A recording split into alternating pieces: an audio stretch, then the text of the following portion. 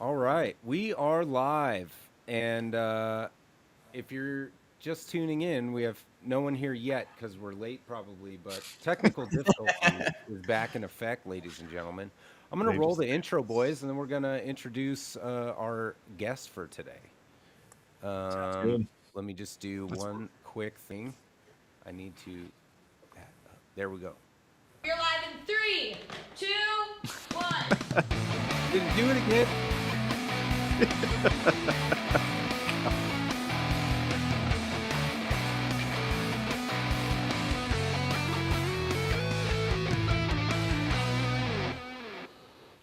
Okay. Did it do it again, Jonathan? Yeah, I they thought I just had this figured out where it would roll without the superimposed guest. Um, oh, it didn't do that. It just didn't roll for me. oh really? Oh, Yeah. yeah, I can see it. Oh okay. What the All right. heck Well, is whatever. going on? Lucas Fowler, welcome to OnlyFrets / technical difficulties. Hey, Hello. Uh, it is Firebird Day. If all of you Firebird can't, o'clock. it's Firebird o'clock. And we all have different birds. So maybe Jonathan, you have the latest one. What did you do, sir? Well, I did it because of you, my friend. After last week's episode concluded, we got on the topic of Firefly. Let me see right there. And he's like, "Yeah, you gotta check out the website." Now he's shown me the website a couple times, and obviously I'm very aware of Firefly as a brand. And we were like, "Oh yeah, let's look at it." And I saw the FFDB section, which is their Firebird section. I was like, "What is that?" And long story short, it's here. I can barely hear myself, so I'm just playing on intuition. Not that I play well anyway.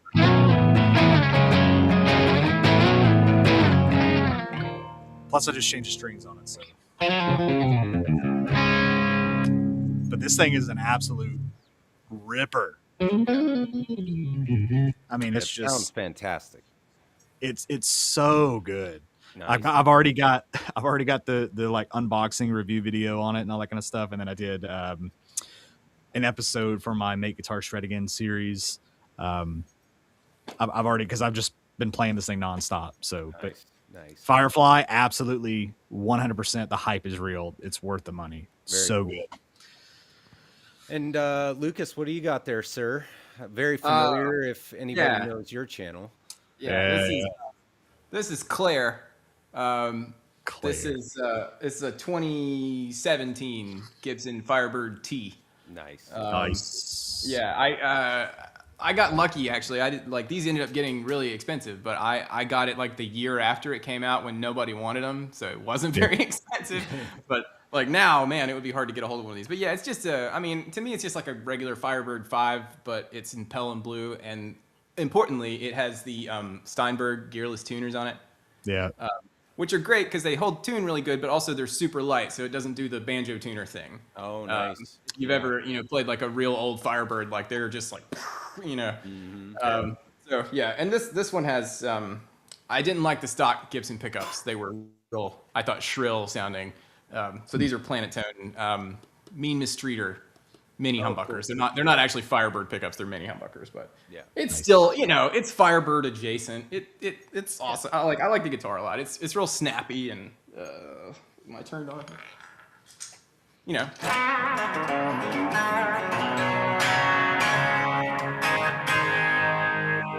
Lucas, of course you're turned on because we're live from all these people's mom's house.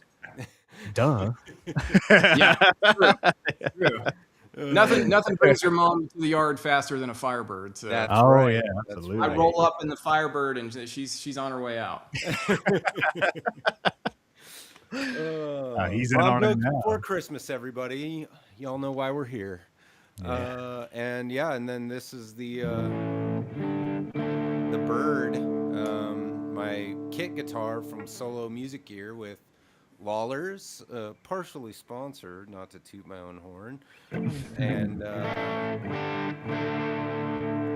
Guyker tuners and the whole shebang. I will say the tone of this being a bolt-on is very different. The pickups seem to react. Like I've never really had a ton of experience with Firebird pickups, but they seem to react way differently with the bolt-on neck situation. I think it would be a lot different if it was a through neck. Now I'm not a Jonathan. Everybody knows Jonathan and I are not tone wood guys per se, but or really at all. I believe in it when it comes to acoustics and stuff like that. But Yeah. with electric guitars, it's all in the pickups. But I will say that the construction does seem to matter to a degree.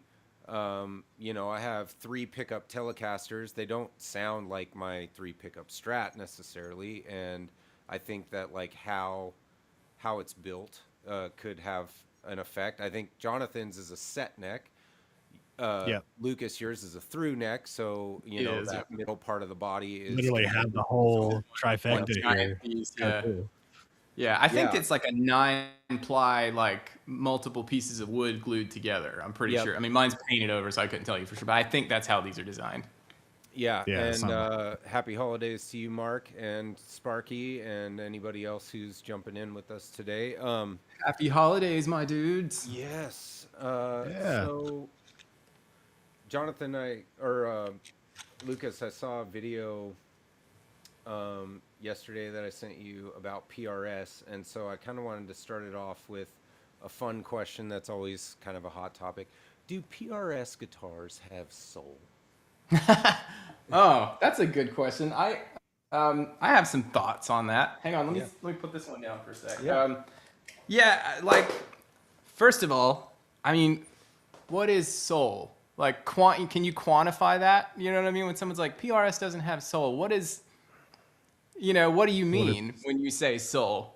Now, I'll give you my answer, but let me put this thing down. I think It's also kind of the same question as like when people say play with feel. It's like, well, people feel differently, you know. So what is your semblance of feel might be like the blues, but my semblance of feel might be like jazzy, kind of. You know, like it's more sensual, like whatever.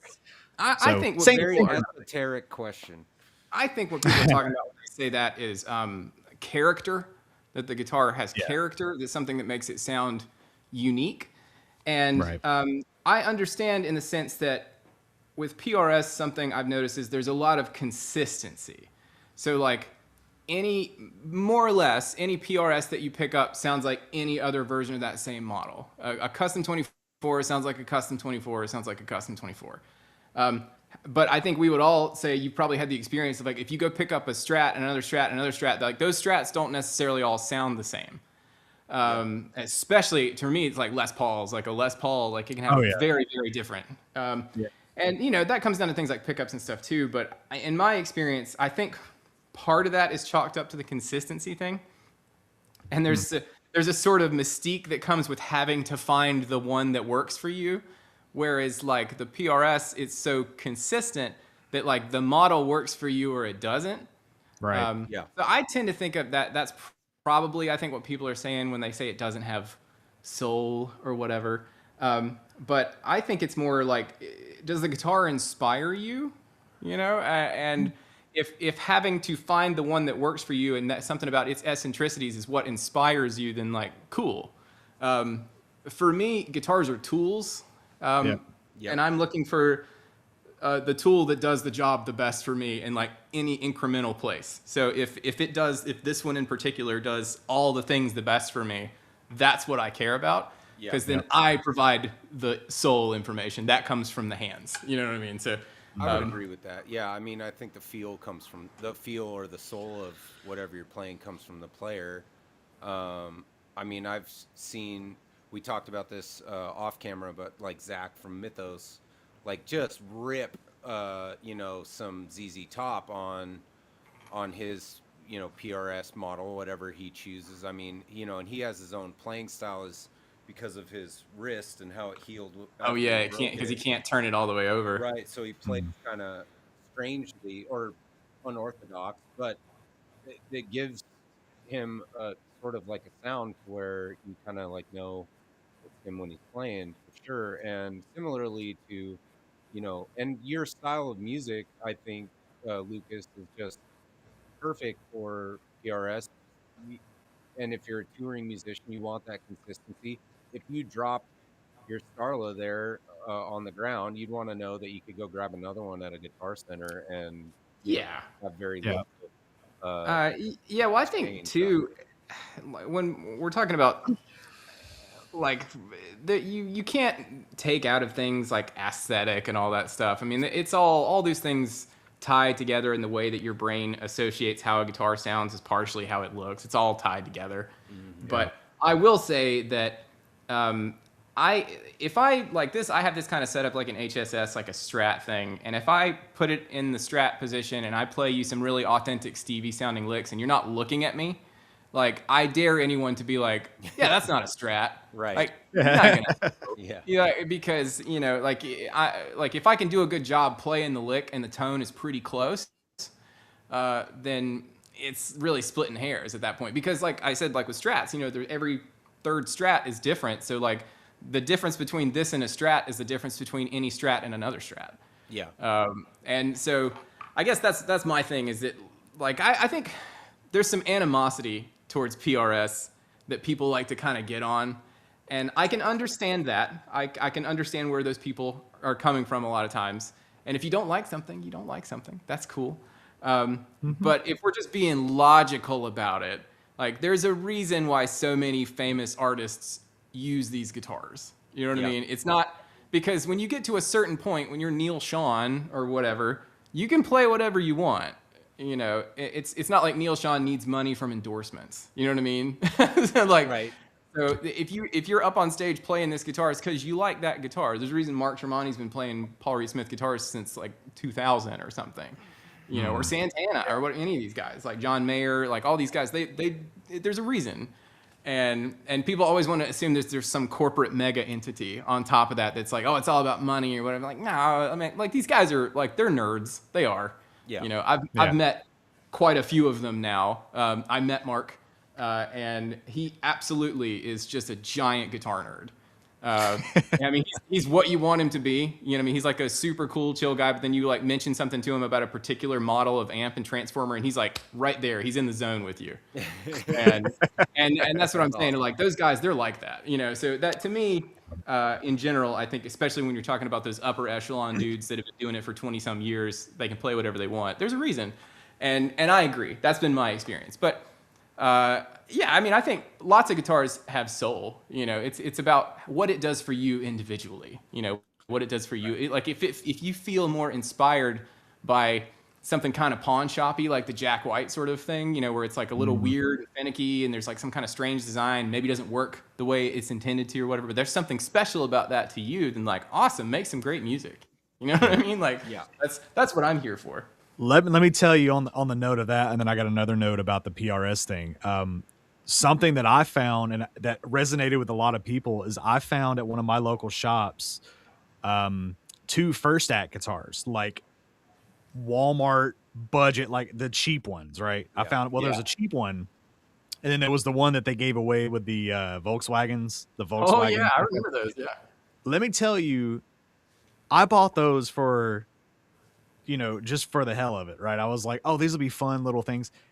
And that Volkswagen one was really, really good. And I compared it kind of to the Jack White thing, where it's like, it's this quirky kind of weird thing with like these built-in effects that are not like great, but they had something to them, right? And to some degree, I kind of regret getting rid of that guitar because I mean, with me, I buy and sell and trade a lot to kind of fund stuff for the channel. So that was one of those with the intention of doing that. But it's one of those that I feel like not got away, but I was like, man, there was just so much that could have come out of that guitar because of its just quirkiness. It's like you said with the pawn shop thing.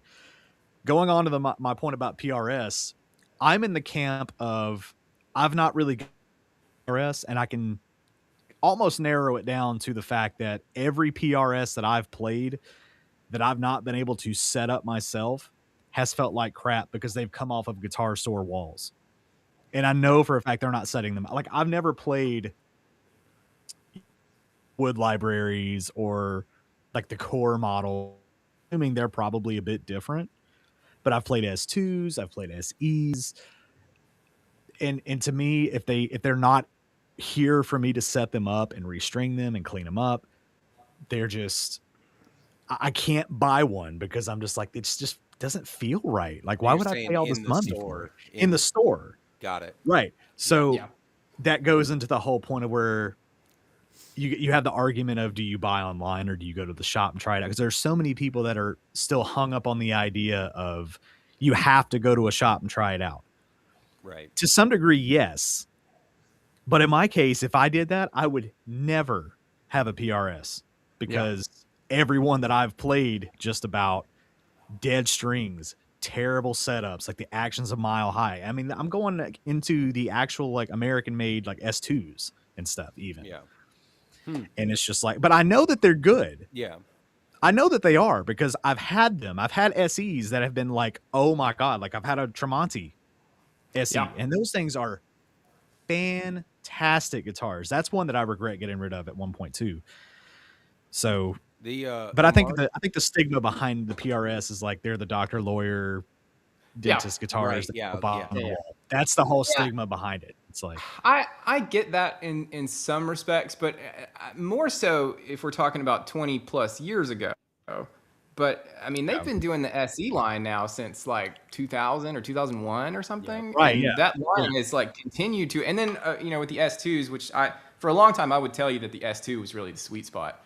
But and I have several like nice core model guitars too, but there is something kind of, I think, really cool about this particular mid-range sort of area. But I think now we cover such a wide span with those things that I think people that have that stuff to say, usually it comes down to like, there's something about the people or someone I know that plays this guitar that I don't like, and therefore I associate this. It's not really about the guitar. Right. And that's something I've dealt with before too. I've been a headstock queen, you know, like about like, oh, this doesn't like this Epiphone headstock doesn't look like the Gibson headstock. I don't, you know, I've been that guy. Yeah. And it's only in the past like maybe 5 years or something I've really managed to tune that out and just like pick up the guitar and go, yeah, this is a good guitar, or no, this is not a good guitar. You know. Yeah. I mean, well, it's because of people like you that the Epiphones are now $1,200 brand new. So thanks a lot, Lucas. Appreciate it. Yeah. or you can't buy a Greco from the 2000s or the 90s. For sure, that I might have had something to do with that. And I apologize to all the Greco fans. That was never my intention. And the Yamaha Gibson, what are they? You know, the Gibson killers, the Les Paul killers. Oh, the Studio Lords, is that what they're called? Or what are they called? The Studio Lords, RX 400s or whatever they are from the 80s or 90s, where you know the lawsuit era Yamahas or whatever. Those things are really expensive now too. My dad had one for a lot of years, and you know, the double cut version, and he preferred it over my deluxe here, and that worked out really well for me because I ended up with that deluxe. But it, you know, I just feel like with PRS, I think to Jonathan's point, sorry to skip around a little bit, but to Jonathan's point about the off the rack, my experience with PRS in a guitar store is going over to the used section, finding like a Mark Holcomb model and playing that. So this guitar already potentially had been set up and it was awesome. So like, you know, being used, having the setup probably already done on it definitely helped. I haven't been able to really connect with the PRS outside of that one. So maybe even that stands to reason for what you were saying, Jonathan, a little bit more. And I can give you a little bit of extra insight here probably too. Look past that and get one at his house. I am, as you probably know, like kind of pretty intimately familiar with PRS as a brand. I have been for a long time. But importantly, like I was like kind of a fanboy before. Hey, Joe. And then in like 2013 2013 or 2014, I went and worked at a music store for a while that was a dealer. So I've been to the PRS experiences, I've been to the factory, and I've been on the sort of dealer, we buy and QC the guitar sort of side of things. And a big part of what you're talking about is neck relief. Because nothing makes a guitar play like garbage faster than the neck being bowed. Absolutely.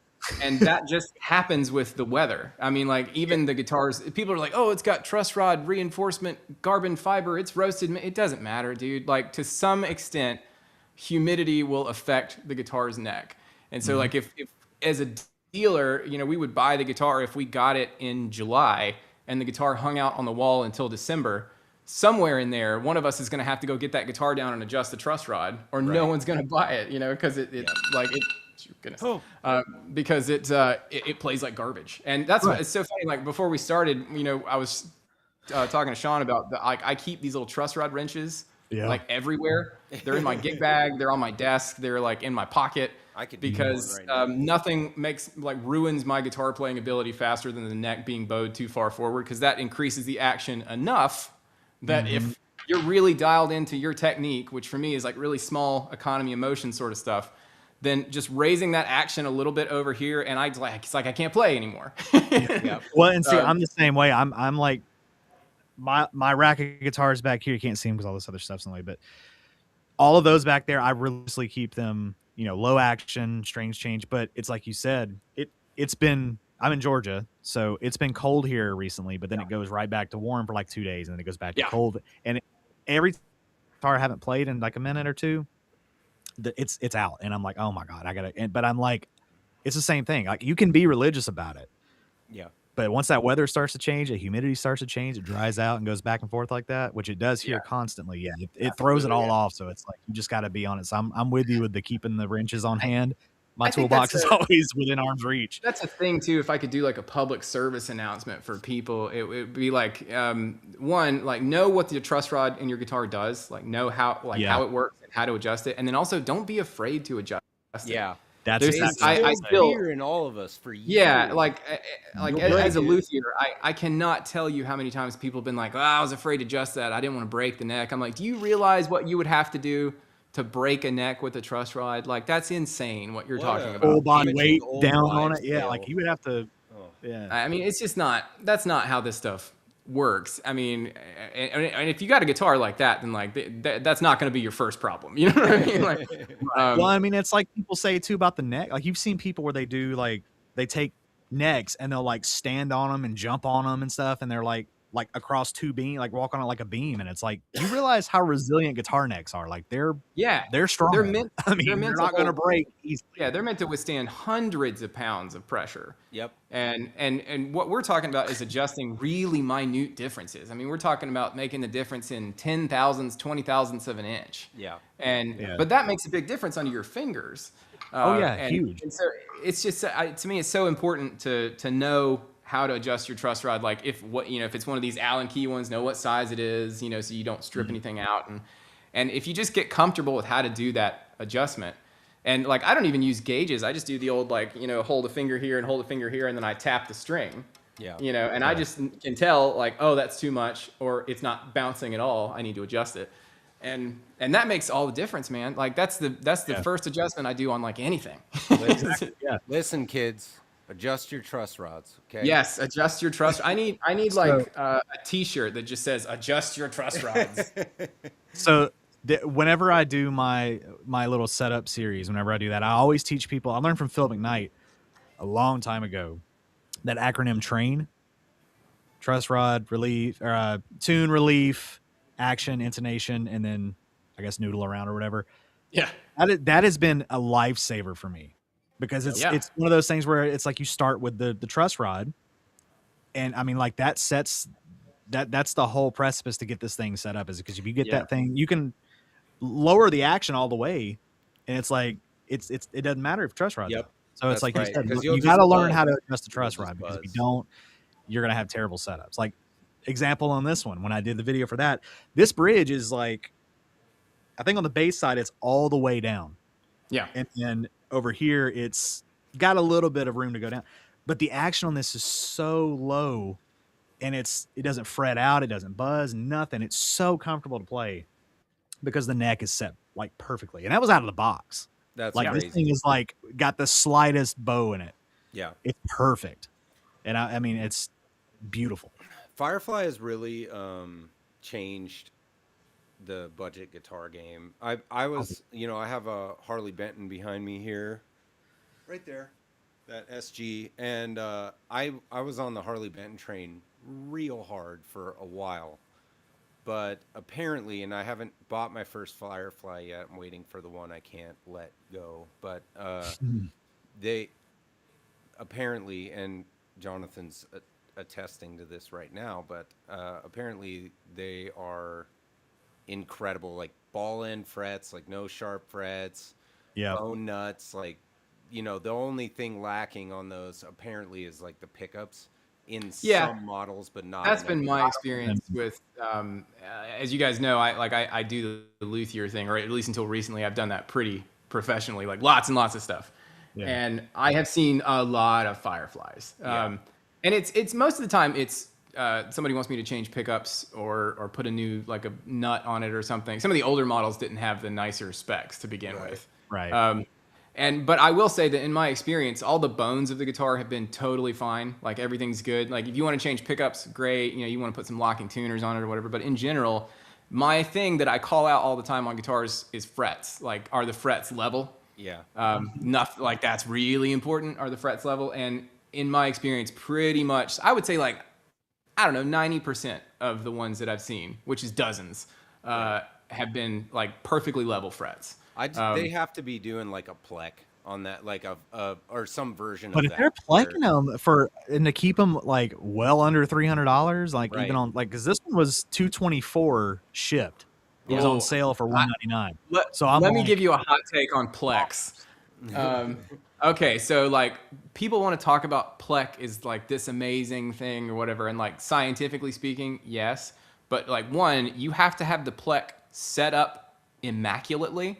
Like it's very important that the tolerances of the plec be right, because otherwise it's going off math that's not correct. And I will argue till the end of my days that like you can do a better job or the same job faster as a luthier than you can to involve the plec, because you've got to go put it in the machine, you've got to have it measured, you got to let it do its whole thing, then get it out. Like it's going to do all that work, but then you still got to go back and crown and file all the frets and like and then polish. Maybe they're not plecking them then. Like the amount of time you lose doing the plec thing to me is not worth it, unless you are some company like Gibson where you've got, I don't know how many, they must have more than one of them set up. Yeah. And that's my other thing too. Like I've gotten so many Gibson guitars that have come through here that have been plecked that are not right. Yeah. And so it's like, to me, either the plec machine's not set up or you guys don't know what you're doing. But like, I would say, here's my hot take. Don't pay a bunch of extra money to have your guitar plecked. Just take it to a really good luthier and let them do a regular fret job. Like you're gonna, there's certain things that a regular luthier does. Like there's a built-in radius compounding that happens with your frets when you do it with the beam, because of the way the fretboard travel is, whereas a plec is doing it exactly this way. So what you might actually like the feel of is your frets having a slight compound radius to them as they go up the fingerboard. You just don't realize it. Right. So do you think then that the Jonathan is frozen, but No. I'll Hello. just take Can a you hear quick me? Oh, minute yeah. here Hello? to say I what can- up. Yeah, I can see him just fine and hear him. Yeah. Oh, really? I can't hear Yeah. him at all. Sean, hello. So weird. What is Oh yeah, happening? that's weird. I can. Yeah, he's telling you Lucas, hello. you can hear me? Can't Yeah, hear. he said he's gonna go see your mom later. Okay. Yeah. Yeah. That tracks. I This believe it. happens I believe every he's time as of late, about halfway but through. I We can't have this hear. problem. That's so weird. There I wonder if the people watching can see him, because I can for sure. Well, I can Anybody see in and hear the everybody. comments, hit me up if they can hear Jonathan. It's up 2 yards. Got Pedal Playhouse here. Mark, Yossi. Man, I all had a the- good all the question, bros too. hanging out, and Joan, of course. Just hang on to it. I don't know what's happening. That's gonna be really awkward. Yeah, that's bizarre. It's He has always so many negative things to say about you, and you can't hear any of them. They can hear Johnathan just fine. I don't know what's happening. I'm going to refresh. I'll be right back.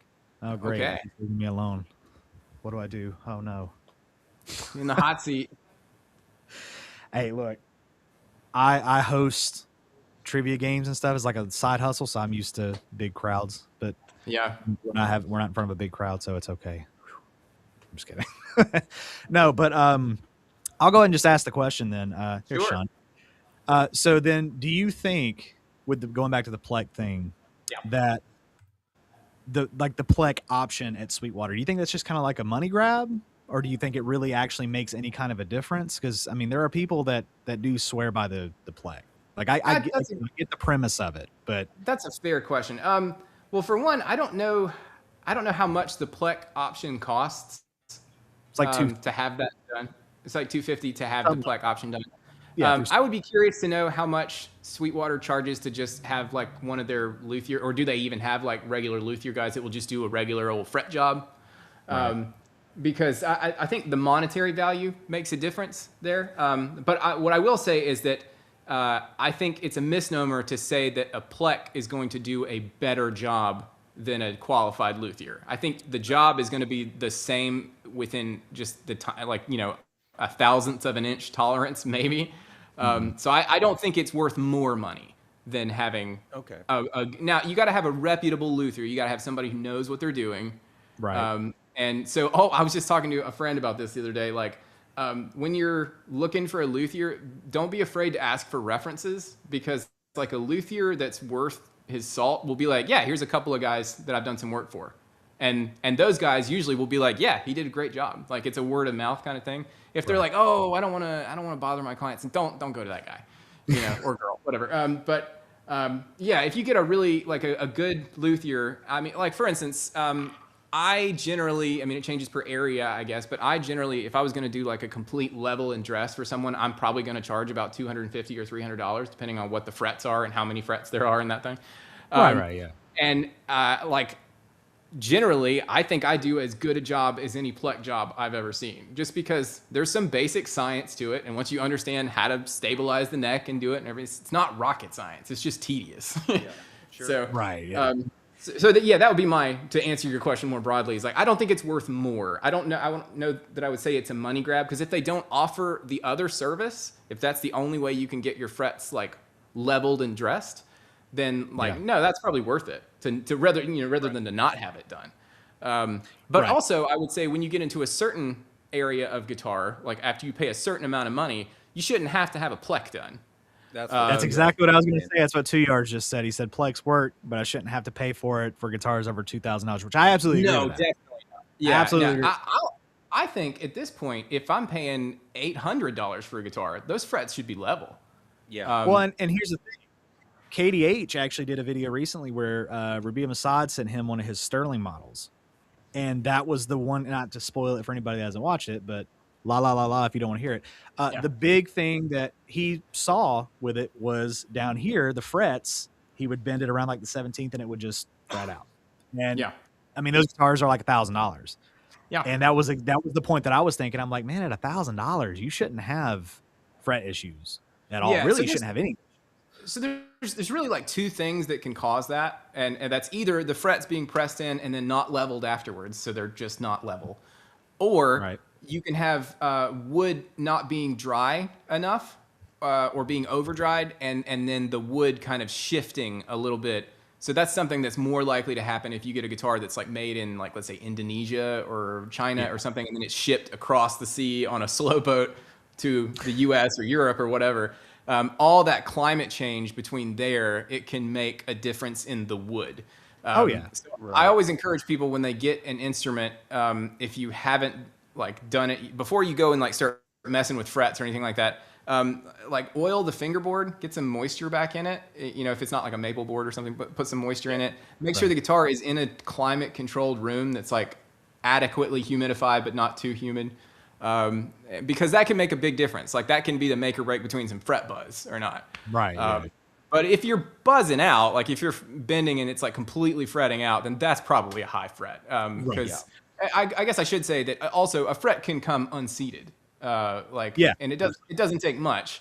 Now, I wouldn't advise anybody to do this, but a lot of times you can fix that with a fret hammer and just find the fret and just smack it back down a couple times. Yep.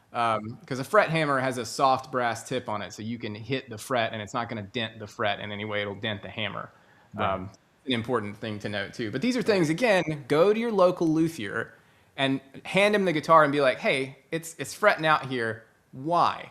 Yeah. And then this guy, you know, if we know what we're doing, he can look at it and go, your fret's unseated. Or like you got a little, you know, we got fret rockers and stuff like that. He can tell you right there. Because sometimes that's a really easy thing to fix. Like I've had people bring me guitars before with the fret unseated, and I'll be like, yeah, let me just bang, bang, bang. Right. Here you go. I'm not going to charge you anything for that. It took me 5 minutes. Right. You know, so always investigate, I guess is what I'm saying. Well, is the amount of used guitars that I've gotten where the frets are just dented to hell and back, because I'm pretty sure someone might have had, and they're, you know, like affordable guitars. I mean, I'm like, how did someone possibly play something like this enough to dent it? That I'm like, no, they probably had an unseated fret. I mean, it makes sense, you know. Yep. So you never know. You never know. Yeah, I've seen some crazy damage to frets before where there'll be like a line in it, you know, not like a gouge from a fret wear, but like there'll just be like a straight line, like someone took a chisel. Yeah, I know what you're talking about. And I think, what did you hit it on a cymbal or something? You know, like how did we? But yeah, I mean, it was a local hardcore show accident. Let's just I have seen some crazy stuff go down at the old hardcore shows back in the aughts. Hardcore. Oh god. Apparently, when I put on the stream today, the like title in our thing is still Brian at Searching for Tone. So I'm currently working to update my stream via YouTube so that it we've had a heck of a time. Oh my god, trying to get this going. And I'll tell you what, the reason that we started late was my fault 100%. You want to know why? Yeah, tell us. I forgot. Nice. Oh my god. But it wasn't that I didn't have it in my mind. I was literally working on a video. I'm doing something a little different. I'm doing an ad spot. I got a sponsor reach out to me from it was like a water filter company, and I'm like, how the heck am I gonna do this? And I was like, oh, that I can do that like ad spot in the middle of the video. So I was like, cool, that's a new experience. So I was working on that and I just completely forgot. Oh goodness. But you know, I want to do an not ad that I spot wasn't excited so bad, to talk to you, Lucas. I just don't know of any companies that would want to sponsor me for an ad spot, but I sure would like to do that. Well, that was just like companies would be interested. You know, well, I had another company reach out to me shortly after wanting to do like a gaming chair, and I was like, that's cool, I can use that, because I was actually in the market for a new gaming chair at one point, just because I wanted it to be like pink and fit in with the whole and this one had like a massager on. I was like, oh, this is cool. And then they just stopped talking to me, and I was like, you know, hello, and like, oh, we noticed your views are down a little bit, so we decided not to go. And I'm like, you could have seen that maybe some of my past videos haven't done as well recently. Yeah, they just mass market all those emails to like, you know what, one of my favorite things is I get emails a lot that are addressed to Hunter from Aggiefish.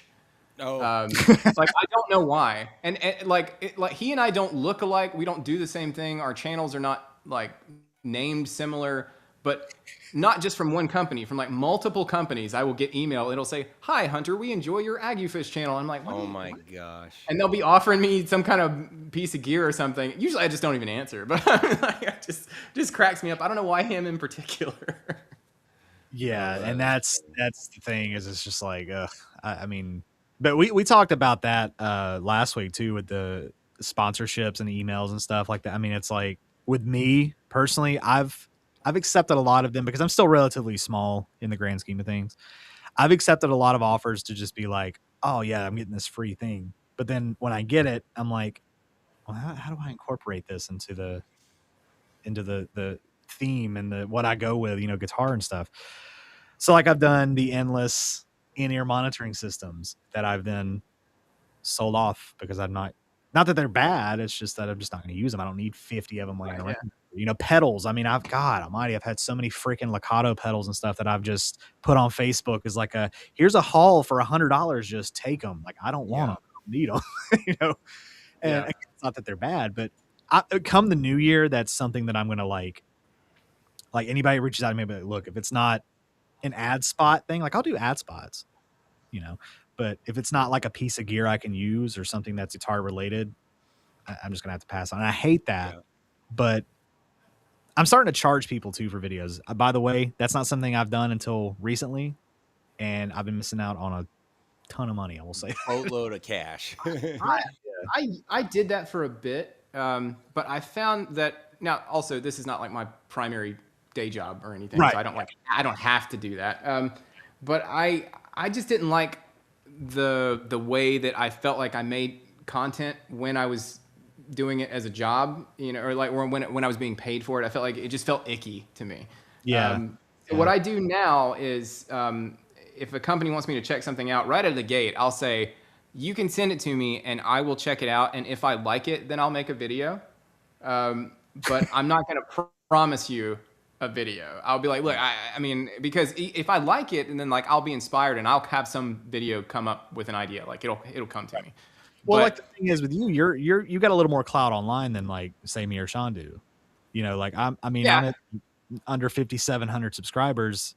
I haven't checked yours as of late, but I mean, like I know you're much bigger than I am, right? So to me, it's like you have a little more power online to be like, you know, yeah, maybe I don't want to, or whatever. And you know, I'm not saying it like. Yeah, I understand what you're saying. I also I was talking to Henning Pauly about this. Like if we all get on the same page, you know what I mean, as guys that do this, like the companies they want you to do videos, and I'm not saying like you guys are doing anything wrong. You're not. Unionize, baby. But like to some extent, like I think have some confidence in yourself, no matter what your subscriber count says or whatever. Like because anybody can, like one of my bigger videos, it's like a DS1 video, has like, I don't know, like 800,000 views or something. I had like 1,000 subscribers when I made that video. And that just happened to be the one. And I think companies need to realize that like you're taking a chance with advertisement like that. But also we're talking about pedals, you know, like these little K-line, whatever things. These are $35 pedals that they sell them for $35. So they cannot be paying much to make these. You know what I'm saying? So it's not a huge investment on their part. So I don't know. I guess that would be my thought. As like I've been doing YouTube since 2010 or something. Just be cool with like, I mean, how much? Like, okay, here's a good example. It's not like you're hurting for stuff to do content on, right? Like, we as guitar players, how many pieces of gear do you have right now that you haven't made a video on that you could just get out and make something about? You know, so it's not like you need them; they need you, and just be cool with that. That would be my advice, I guess, if there was such a thing. And that's exactly what I've learned. I would say really over the past few months is like, I don't need this new overdrive pedal that is the same as all the other ones. Like, I don't need that. You need me to make the video for you. Yeah. But 100%. Again, the way that I kind of not skirt it really, but I've said, I'm going to start charging a pretty competitive fee based on the size of my channel and everything. And if they like it, it's a win-win for me because I get a free product that I can then sell for a little bit of money if I don't decide to keep it. Plus, I'm getting paid to do the video on top of that. And then if they don't want to do that, then that's my scapegoat, if you will, to get out of doing it, is that you don't want to pay me. And it's like, you know, because I mean, you're getting a product, so you're not really working for free necessarily, because then you're going to get the passive income. This is the way that I look at it. You're getting the passive income from YouTube. You get $100 a month or $200 a month. It's whatever, you know, it's money that you were going to, whatever. That's just the way that I look at it. So I'm going to change my whole scale with this. So it's like, I want to, and I have an idea that I've talked about a couple weeks ago. I guess I'll say it again. I'm going to start this little therapy session, if you will, that I'm calling 365 days of gas relief, because I thought that was funny. It's a good one. I'm going to try to go the entire year without buying any new piece of gear to try to challenge myself creatively to use what I have.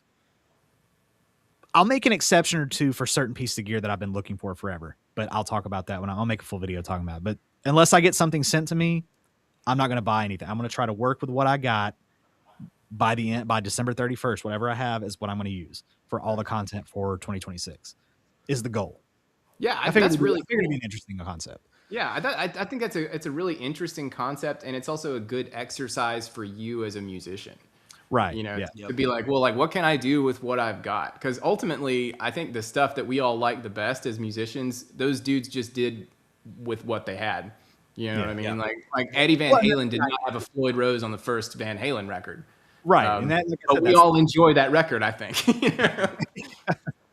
thank you. I feel like what's great is uh, I like watching. So just going back a little ways about the subscribership and stuff and tying that in, I am doing right now in this moment right here what I wanted to use YouTube for, which is I found cool guitar bros online, no matter Right. the scale, and if somehow with 395 subs, 98, I'm almost at 400, weaseled my way into having Electric Flamingo Jones and Lucas Fowler, and we have Super Danger on New Year's Day, like the guys that, like my guys on YouTube that I liked watching, that really sort of affected me in my guitar journey, Right. uh, on a podcast, so I can like bro down. So like that supersedes any subscribership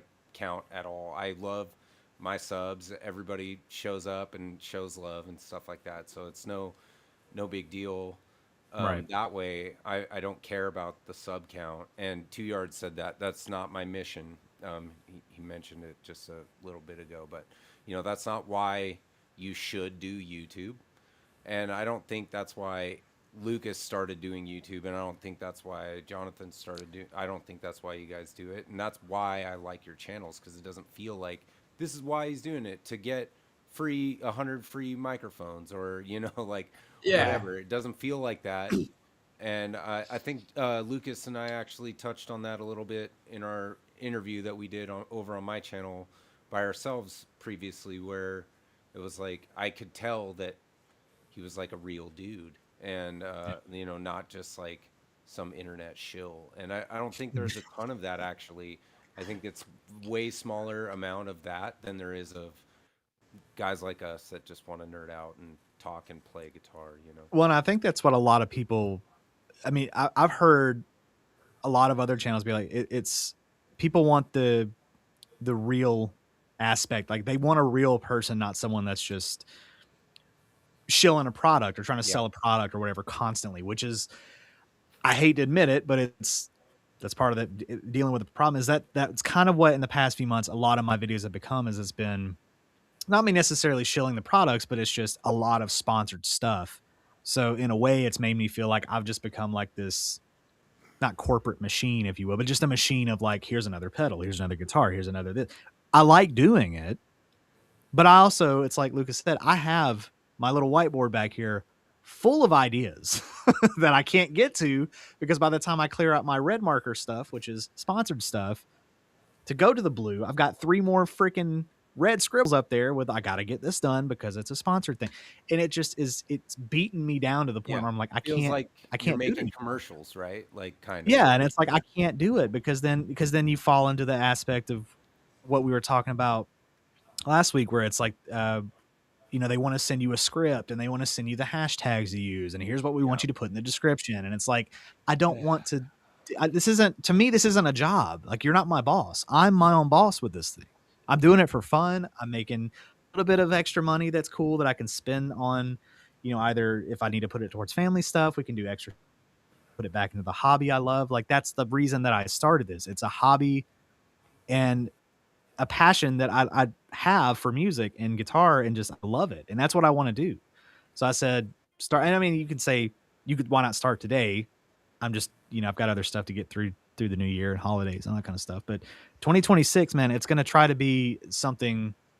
I think it'll be a slow burn, because, you'll have to break that habit of buying a new piece of gear every month or whatever. But Sure. That's a I think that difficult. it's going to revitalize me in a way. Yeah. Is what I'm wanting to do. Let me just tell you, it's funny that you say that, because, well, first of all, like in the past year or something, I almost don't hardly watch guitar YouTube at all. Like, I make it, Yeah. but I don't watch a ton of it.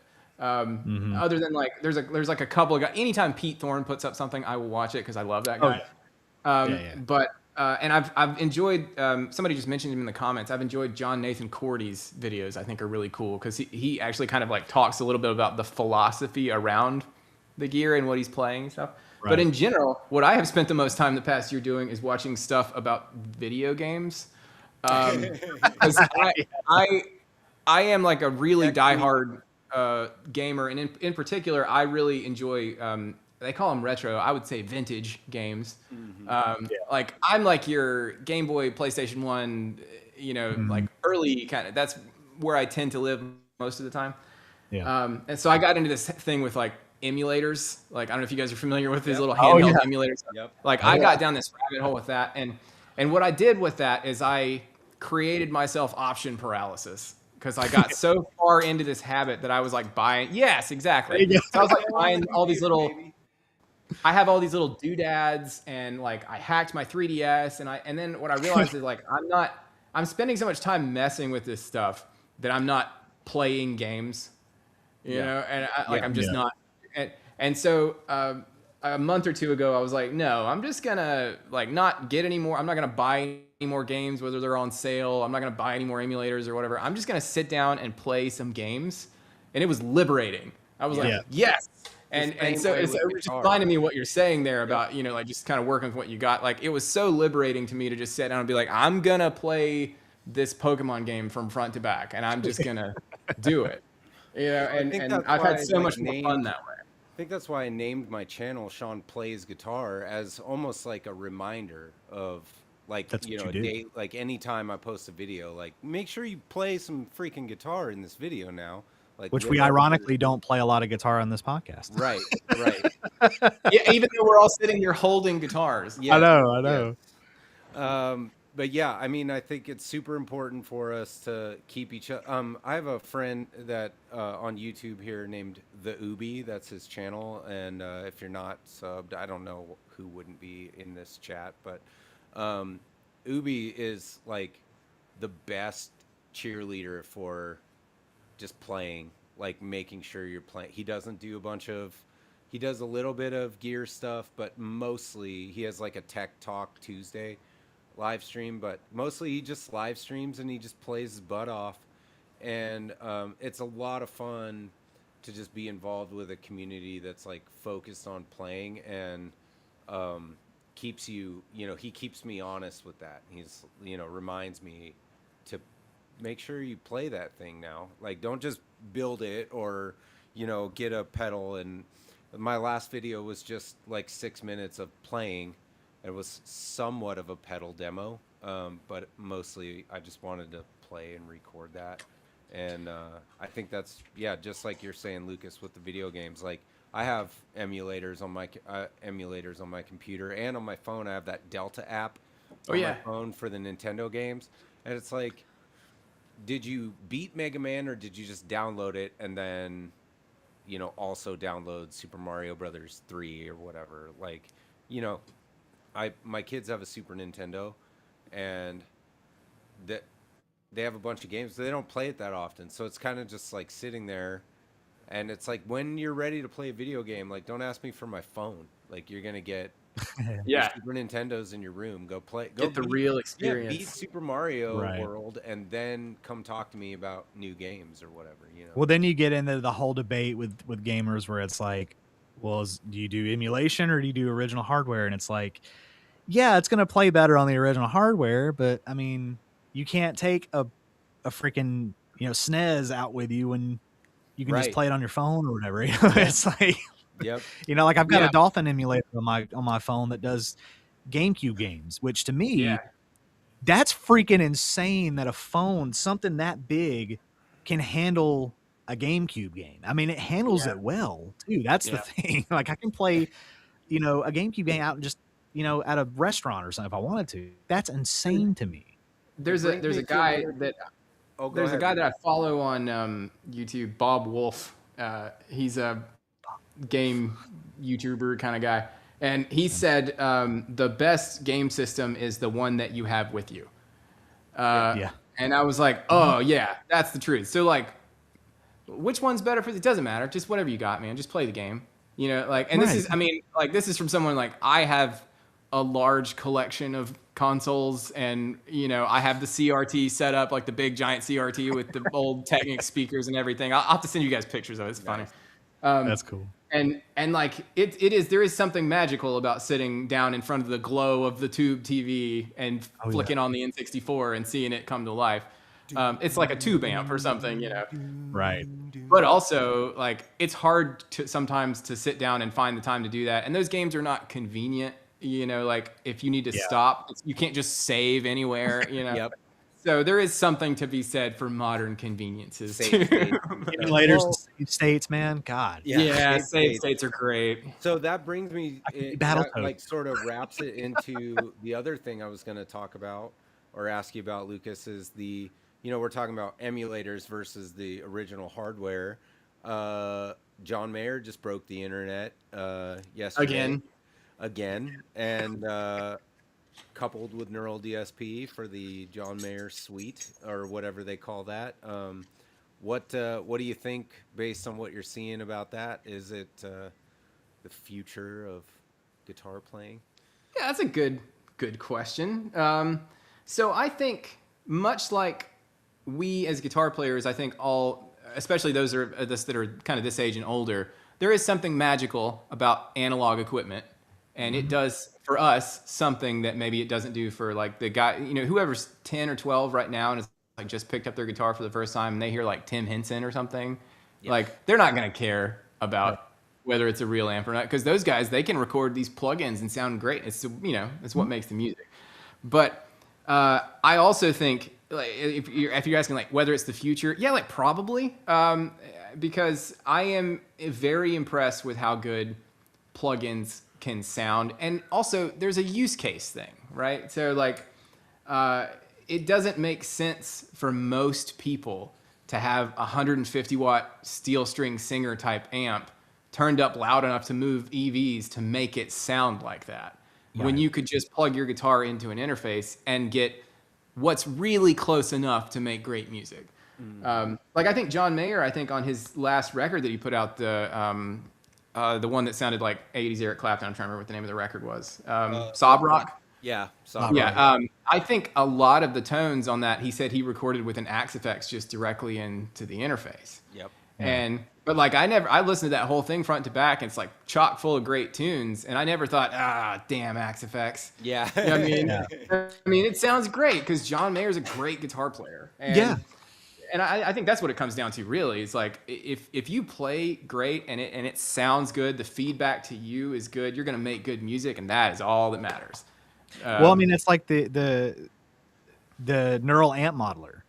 Yeah. That thing's 100% free, open source. I use that like almost exclusively. Like, I've got a Blackstar HD5 over here that I love it, right? Not full tube or whatever, but I mean, I love it. It's like the physical piece of whatever. It goes loud, paired with a 212. Like, it sounds great.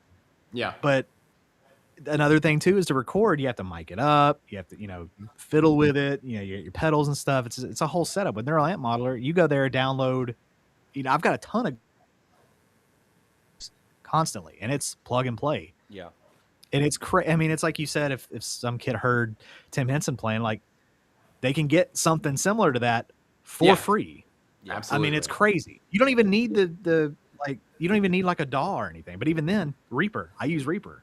So I'll say that I think the use case for the gear, the old gear, like, I'm sure you see my big rack of amps back there. Yeah. You know, those are 120 watt amps, and like, I'm not taking those out to gig with them.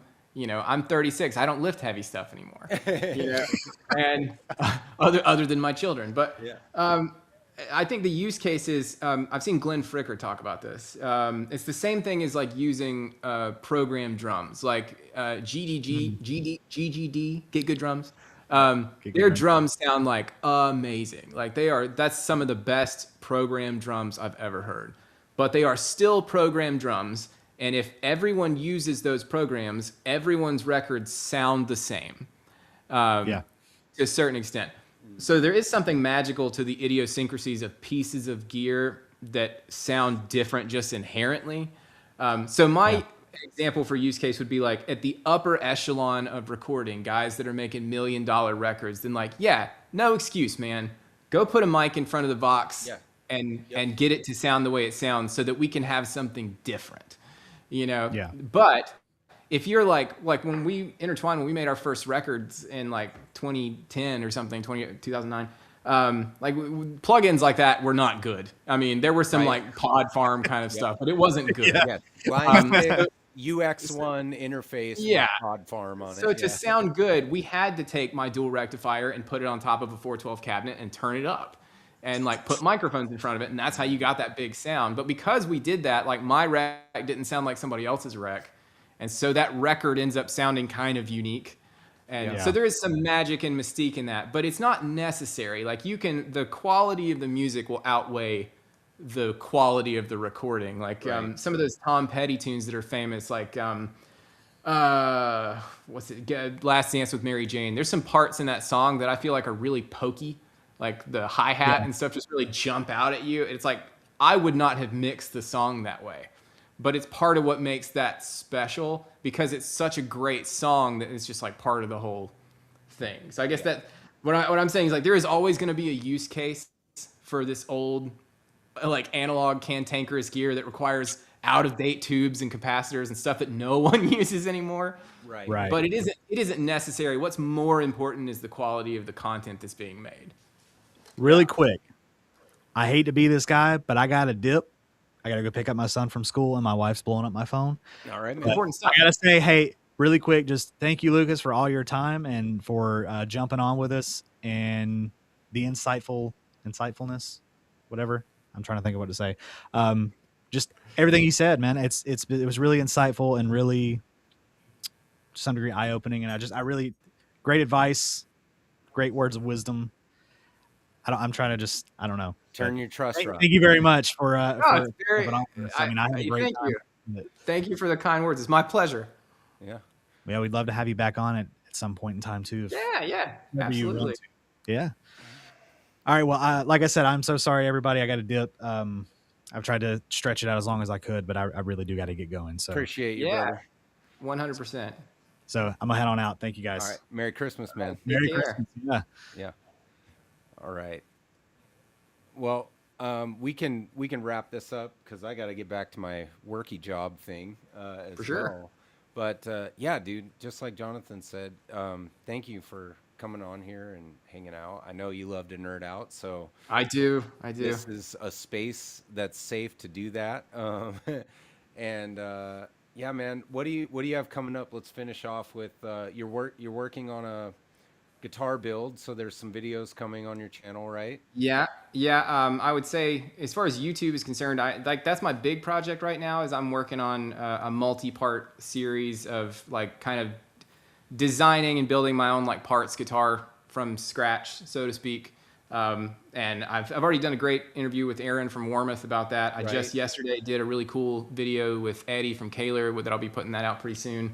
I'm going to do one where I talk with Jose from Planet Tone about the pickup design and all that kind of stuff. So I'm really just getting into the weeds about the specific parts. So if you really enjoy that. He's very like out of the limelight. Like he doesn't do YouTube videos. And so, I mean, seemingly most of the YouTube videos for Planet Tone pickups are on your channel. And he makes a great product, and it's cool that you've got him to come out of his shell a little and do it. I'm fortunate to have a really good, close relationship with him. Like we're good friends, and I said, hey, would you be willing to do that for me? And he's like, yeah, I'll do that for you. And I was like, okay, awesome, because I know, like so many people don't even know what he looks like. There's no, it's like he just doesn't exist. But he's a ghost on the interwebs for sure. But he's a sweetheart of a guy and a real mad genius, and I'm very fortunate to have him as a friend and also as like a co-designer. We make stuff together, so I'm looking forward to doing that too. That's awesome. And then in terms of like my musical project stuff, so the last thing that I did was I worked with Josh Sanders from The Voice. We put out an EP, so you can find that on Spotify and stuff, all those streaming platforms. If you check out Josh Sanders, there's another Josh Sanders, but you're looking for the Josh Sanders that was on The Voice. Josh Sanders. We put out a 4-song EP that was all like recorded here in my studio. It's awesome. Kind of southern rock country type stuff.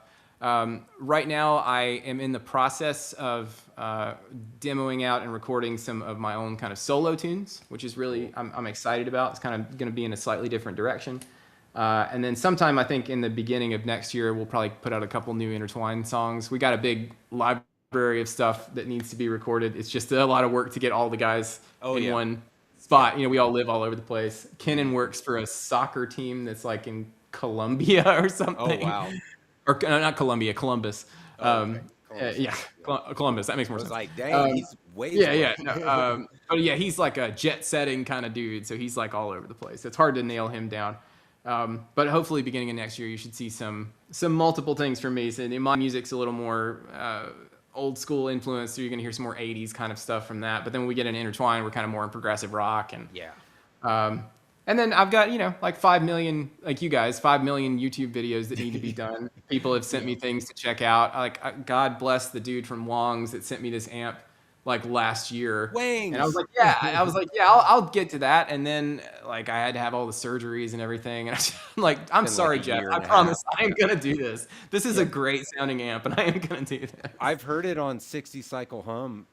He's had one for years and it's a cool amp. It's really cool. Yeah, this is basically like a 50-watt super lead. And it like I have had the pleasure of playing some real 50 and 100-watt super leads from that time period, and it's very close. That's awesome. And like it's hand wired and everything, and it's like loud as all hell. Like it's very satisfying to play.